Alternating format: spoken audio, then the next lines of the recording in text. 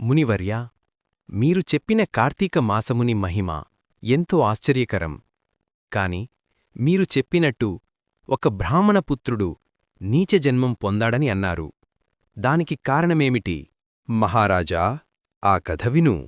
ఇది కావేరీ నదీ తీరంలో జరిగిన ఆశ్చర్యమైన సంఘటన. ఒకప్పుడు దేవశర్మ అనే బ్రాహ్మణుడుండేవాడవు. అతనికి శివశర్మ అనే కుమారుడు. కాని ఆ బాలుడు భక్తి లేకుండా దుర్మార్గమార్గంలో నడిచాడు. ఒకరోజు తండ్రి కోపంతో అన్నాడు, బిడ్డా, నీ పాపాలను శుద్ధి చేసుకోవడానికి కార్తీకమాసం కన్నా ఉత్తమ సమయం లేదు. నదిలో స్నానం చేసి దేవాలయంలో దీపారాధన చెయ్యు. అతను అలా చేసినాడా మునివర్యా? లేదు మహారాజా, ఆ కుమారుడు తండ్రిని వెక్కిరిస్తూ అన్నాడు. స్నానం చేస్తే దేవుడు కనిపిస్తాడా తండ్రీ? దీపం వెలిగిస్తే లాభమేమి? ఆ మాటలు విని తండ్రి కోపంతో శపించాడు.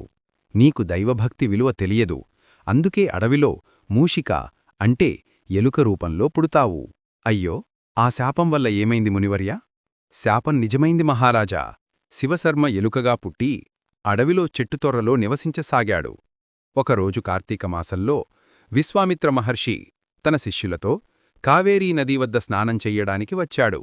స్నానం చేసి చెట్టు కింద కూర్చుని కార్తీక పురాణం చెప్పసాగాడు. ఆ చెట్టుతొర్రలో ఉన్న ఎలుక ఆ పురాణాన్ని శ్రద్ధగా వినసాగింది. అప్పుడు ఏమైంది మునివర్యా? అప్పుడే ఒక కిరాతకుడు వచ్చాడు. మొదట మునులను దోచుకోవాలని అనుకున్నాడు. కాని వారి మాటలు విని హృదయం మారిపోయింది. ఆయన కూడా కూర్చుని కార్తీక మహిమను శ్రద్ధగా వినాడు. పురాణం పూర్తయ్యేసరికి ఇద్దరికీ పూర్వజన్మజ్ఞానం కలిగింది. కిరాతకుడు తన పాపాల నుండి విముక్తి పొందాడు.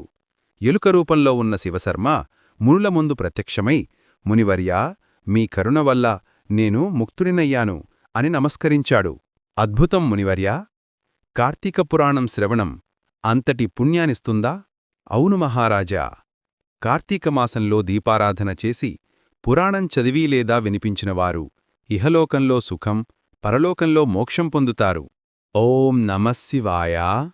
ఓం నమో నారాయణాయ.